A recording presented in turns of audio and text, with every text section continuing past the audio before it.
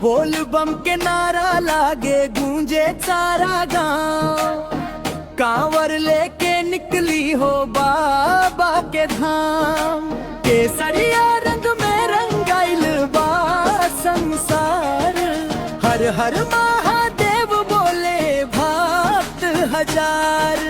बोल बम हो, भोले बाबा के जय जयकार हो। हर हर हर हर महादेव हो, कांवरिया के दिल में बसल देव हो।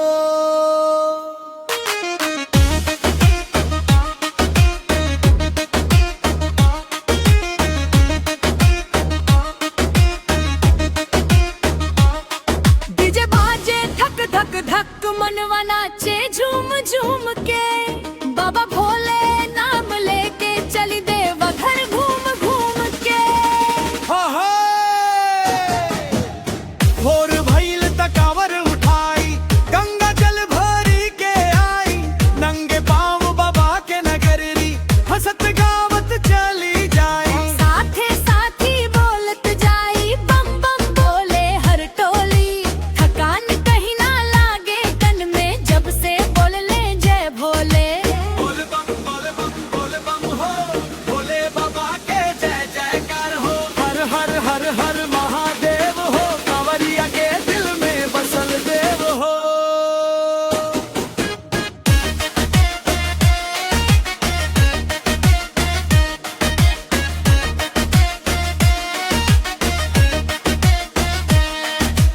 केसरिया गमछा कंधे पे, माथे चंदन के टीका।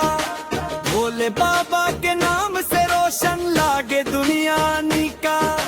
डमरू बाजे डम डम डम, नाचे भक्त मत वाला। भोले के दरबार में जाके मिलला सुख निराला। अरे डीजे वाला आवाज बढ़ा दा, बोल बम वाला बीट बजा दा। एक तरफ कांवर एक तरफ गंगा, बीच में बोले बाबा के संगा। बोला बम बम बम बम, हरा होले बम बम बम बम, जय बोले बम बम बम बम, बोल हर हर महादेव हो।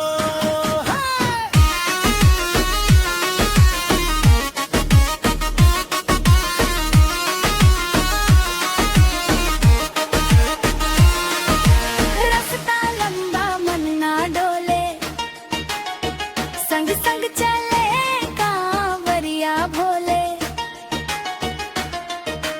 कंधा दुखे त नाम सहारा, बम बम बोले जग सारा। माई के आशीष लेके बाबा के द्वार चली, मन में जे इच्छा लेके आई, बाबा से उहे मांगी।